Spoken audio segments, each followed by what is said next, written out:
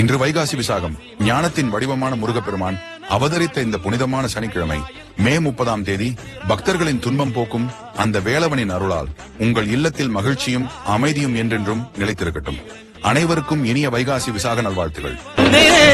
வழிபாடு செஞ்சு புறப்பாடும் கண்டே பொன்னவனி தேடி புறப்பாடும் கண்டே நடராசன் மகராசாவும் வீடு வந்தேனே வெளியான பாலாலே அபிஷேகம் கண்டேனே.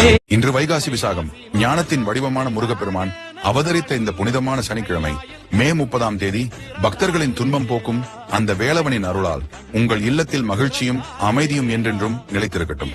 அனைவருக்கும் இனிய வைகாசி விசாக நல்வாழ்த்துகள். வழிபாடு செஞ்சு புறப்பாடும் கண்டே பொன்னவனி தேடி புறப்பாடும் கண்டே நடராசன் மகராசாவும் வீடு வந்தேனே வெளியான பாலாலே அபிஷேகம் கண்டேனே.